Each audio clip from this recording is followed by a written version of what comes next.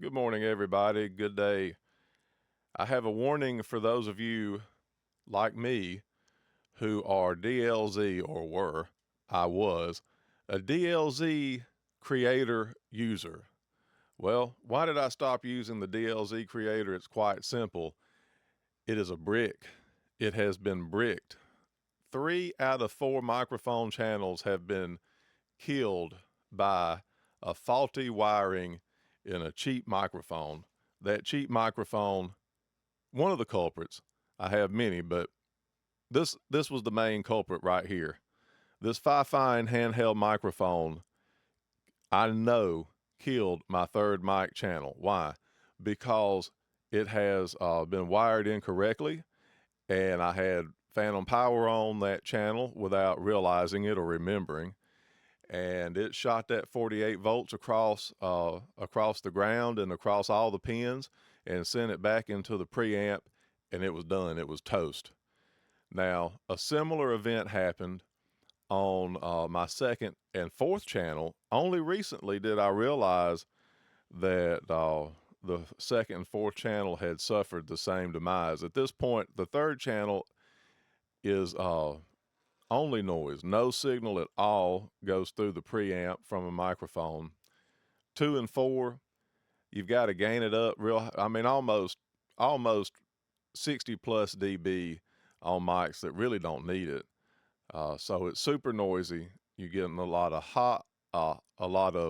hissing and popping going on with that. So they're trashed. I only have one mic channel that works properly. The rest of the board works fine. All the fancy things that the DLZ creator does, they all work fine. But I have a problem with, I'm really kind of upset about a board that cost $800. And maybe that's not expensive. I mean, it was a lot to me. And now, to be fair, I didn't pay $800 for the board. I paid $450 for it. It was a demonstration model from a guitar center in the Carolinas somewhere. So I did get it used, but it was fully functioning when I got it, and now it's practically, for the most part, unusable for my preferences here. So I brought back out the Pro FX 12V3, and that's as stout a mixer as you'll find, especially for what it cost. So that leads me to two bits of advice and two warnings. The first warning and the bit of advice being, you know, don't use stuff like that on your expensive equipment. You probably don't. This is a bit of a learning curve for me. I would have never thought that I would get a mic uh, that would shoot 48 volts back through into the preamp and kill it. I never had a problem with that with any other microphone that I've had, not with a Shure, not with a Behringer, not certainly with a SE or Sennheiser.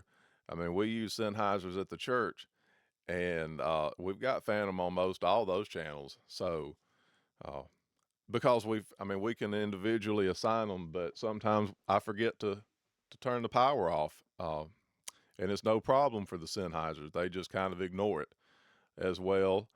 Do the Shures, Electro Voice, Sterling Audio, P, the P20, P30. Well, the P30 needs 48 volts. The P20 ignores it. Every other mic I have ignored it except for the Fifine. I have one other one that does the same thing. It is called Garrett, and it is a knockoff of an SM48 or SM58. It's one of those type mics. Um, so that's the first warning. Don't use that junk on your $800 mixers unless you want a broken one. Unless you want an $800 brick, I would suggest staying far away from those two microphones. That type, I would say, stay away from it. Now, I will say this: this microphone from Fifine has no issue like that. If you have this mic, it's okay to use it. I don't suggest not using this. Okay, Double negative in there. What I mean is, I don't have a problem using this mic.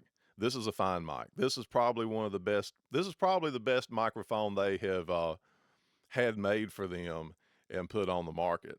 It's wildly popular, widely used, and most people use them in two modes. They have it connected and USB and connected to you know an interface through XLR. So I don't have a problem with these. These are okay.